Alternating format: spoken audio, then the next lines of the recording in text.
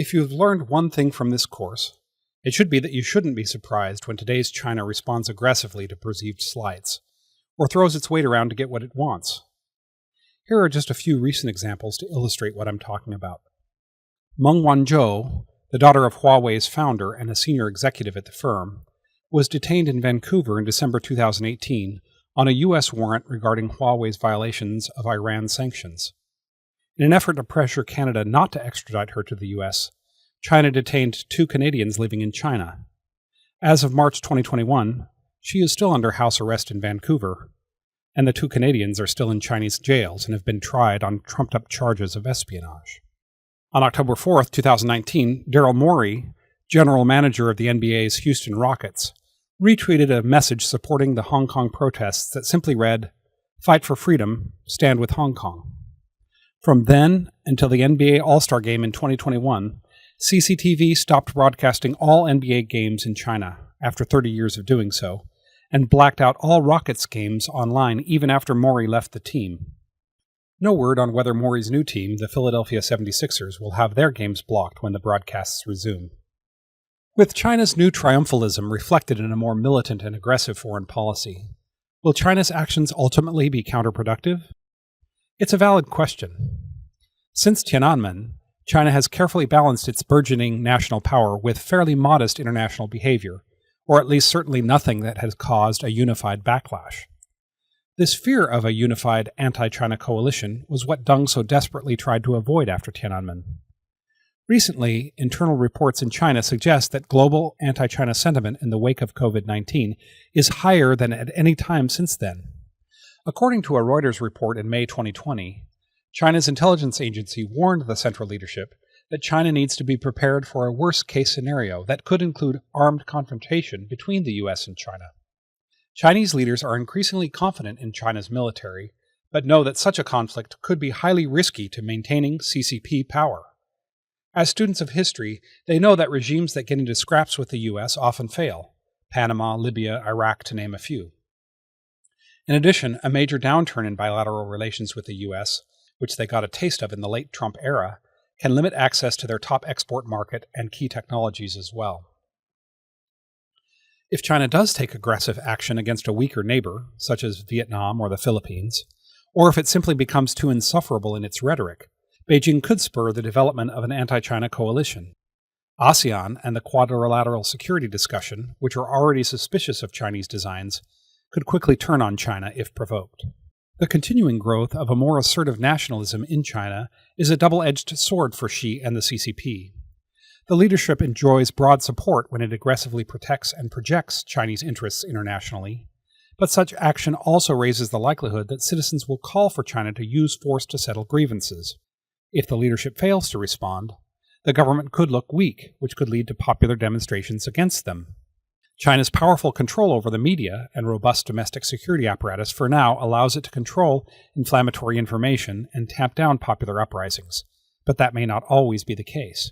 This could be particularly true if ambitious leaders try to use nationalism to gain more power in the system. Indeed, Chinese leaders could feel compelled to behave even more aggressively to keep the nationalist monster it has been feeding satisfied. Another concern for China is that even though its power has been growing in leaps and bounds, demographic trends are not moving in its favor. Chinese leaders are particularly worried that it could well get stuck in the middle-income trap, where it loses its competitive edge in the export of manufactured goods because of rising wages, but will be unable to keep up with more developed economies in the high-value-added market. Both the Made in China 2025 and the BRI are intended to allow China to escape the middle-income trap, but their efficacy remains to be seen. In addition, China will soon face demographic challenges similar to South Korea, Japan, and Taiwan, with anemic birth rates and a rapidly aging population. This means that at current projections, China will grow old before it grows rich. It's a fair question to ask whether China will still look as formidable in the future as these realities inevitably slow China's growth. In conclusion, I'd like to summarize China's worldview in 7 basic statements. These are included in the course handout, which you can print out on your own and hang on to for easy reference. First, China is by right and ought to be a great power. This is the most fundamental and basic assumption of all Chinese. As one of the largest and most populous countries in the world, with a rich civilization and history, China deserves a prominent place among the world's nations. 2. As a great power, China's interests should be respected by other countries. China intensely craves the international respect it feels it deserves. Modern China, as part of its strong sense of victimization, may even want an extra dose of respect as compensation for its previous humiliation. 3. As a morally superior civilization, China should not be told how to manage its internal affairs. As long as I have studied China, it has been highly sensitive to external criticism and warned other countries not to interfere in its internal affairs. As we learned, this comes from an innate sense of its own superiority and its feeling that barbaric outsiders have no standing to find fault with China. 4. All Chinese should love the motherland and defend the interests of the Chinese nation, as defined by the CCP. While most Chinese agree with this statement, unfortunately the CCP determines the meaning of patriotism and increasingly controls what information is available to Chinese regardless of country of residence. Those who criticize the party, whether dissidents at home, intellectuals abroad, or protesters in Hong Kong, are labeled unpatriotic and are cancelled, arrested, or otherwise disadvantaged. 5. Technology is a key component of national security, and China should have access to it by any means necessary. China believes that lack of technology was a key reason it was beaten in the 19th and early 20th century conflicts, so it remains laser-focused on catching up in all critical technologies. 6. The West is in a state of decline, and the world will eventually return to the natural order with China as the central power. Ever since the 2008 global financial crisis, China has seen the U.S. and the rest of the developed world in a period of inevitable decline. It is happy to see sharp political divisions, crumbling infrastructure, and even failure to control the pandemic as evidence of the superiority of China's approach and the foolishness of democratic systems. The Chinese see their country's rise over the past 40-plus years as inevitable and destined to continue. 7. Prematurely engaging in conflict with the West would weaken central authority and delay China's rise. Despite burgeoning triumphalism, China's leaders remain conflict-averse, knowing that peace is an essential condition for China's continued rise. As students of history, however, they know that great powers often become great by fighting and winning wars. Conflict is not inevitable, but grows more likely as China becomes less accepting of the U.S. presence in the Western Pacific and more impatient about Taiwan's unresolved status. China would much prefer achieving greatness through capitulation and deference, but its leaders are making the investments in their military to settle the matter by force if absolutely necessary.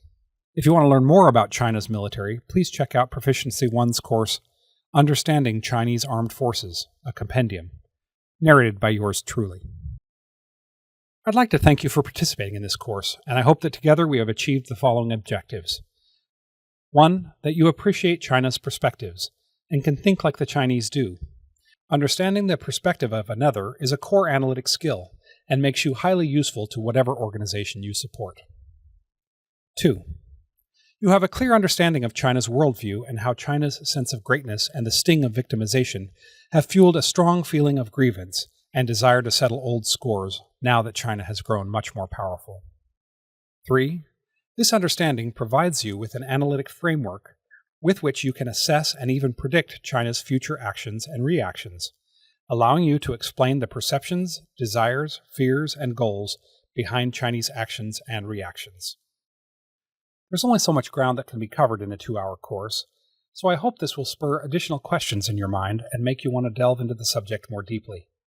Please reach out if you have additional questions, and know that we at Proficiency 1 can also arrange for custom solutions to meet your training needs. If you're interested in China's military, please check out our course, Understanding Chinese Armed Forces, a compendium. Take care.